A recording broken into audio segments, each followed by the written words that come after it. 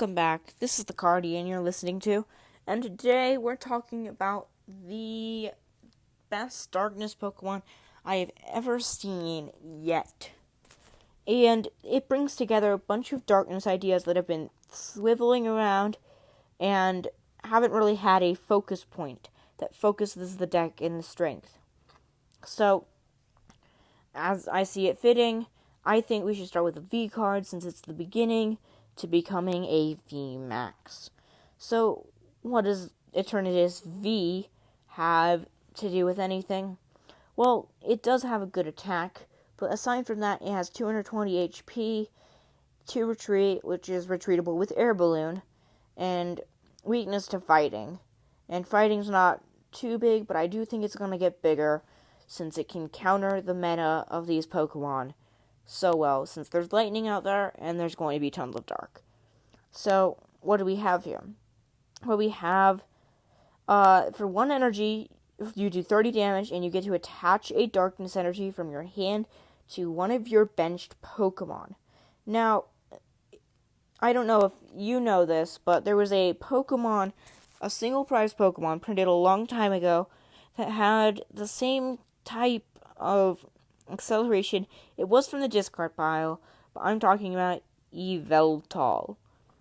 And Yveltal did 30 damage and accelerated a darkness energy from the bench to the bench, just like Eternatus, but instead of from the hand, he did it from the discard pile, which made him really nice. But Eternatus VMAX is a good accelerator. He will help you out in some circumstances. I do like him. It's just put him in the active position, attach an energy, and you can start accelerating. They're good cards. And next up, his attack is for 4 energy and a dark. If your opponent's active Pokemon is a VMAX, it does 240, but it does 120 base damage. It's fine.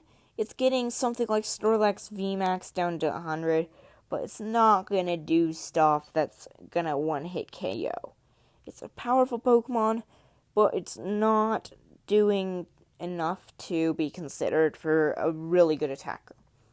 Now, the different story is Eternatus VMAX. I mean, look at the sick card art. I do love the card art. I am getting one of these for myself. It is amazing. And first off, it has 340 HP. It's tied with Snorlax VMAX, which makes sense. Eternatus VMAX, or Eternatus, as it's called in the games, is the hardest. It is the boss of the game. So it makes sense to be that way. But for its ability, it says you can only have darkness Pokemon in play, which sounds bad, but when you think about it, soon enough you're going to hear this. While you only have darkness Pokemon in play, you can have up to 8 benched Pokemon. This sounds like a stadium I once knew. What was it? Oh yeah, Skyfield. Skyfield let you have 8 Pokemon on your bench. And then, when it's discarded, you have to discard to 5 benched Pokemon. But it's a really good card, and it is usually played in Turbo Darkness decks. So you probably know where I'm going now. We do not have to play the stadium anymore, and Eternatus VMAX is arguably better than Skyfield because of its attack. You see, its attack does 30 damage for every darkness Pokemon in play, and that's for 2 energy. 2 energy is easy to pay. I freaked out when this card was first revealed to me.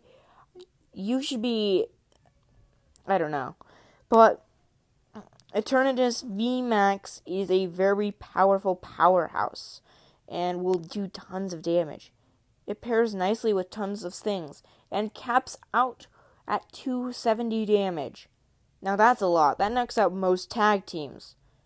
And then, with Choice Band, it goes up to 300 if you're against a Pokemon GX or EX, which is common in the expanded format. Most of these cards I'm talking about are expanded cards, just to let you guys know. But that's because this will scorch the format it expanded. Also, cards like Zoroark GX works with it. has an awesome trade ability that allows you to discard a card and then draw 2 cards. Also, it has Radius Beating that does 20 damage for every benched Pokemon in play. 2 awesome attackers. So, it also pairs nice with Zoroark and Greninja, because they're also darkness-oriented as well. And stuff like Weavile GX that moves around darkness energy. And stuff like Darkrai EX that does damage based on darkness energy. And stuff like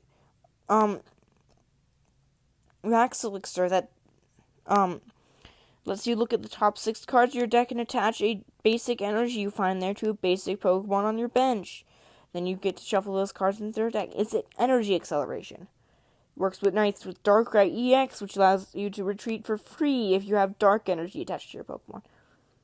And then Dark Patch is a great card because it accelerates darkness energy from your discard pile. It's great with Dark Claw, that when it's attached to a darkness Pokemon, they do 20 more damage. It's great with Devoured Field, that if there's the attacks of Dragon and Dark Pokemon that do 10 more damage. And it's also good with Black Market Prism Star, Crobat V. If you haven't seen that video, definitely go watch it. I could rant on all day about this card being so good. I'm definitely picking it up because it is splendid. And Darkness is way too overpowered. It started in 2012 with Darkrai EX. Now at this point, I do not know what they're doing with Darkness. It just seems over the top good. But I want to know how you think this card is going to do. Do you think it is too overpowered? Do you think you should be using it and build decks around it? Also, if you liked this video, please press the like button down below. And also subscribe to the channel if you haven't done so. This is your local Cardian. Good day and good night.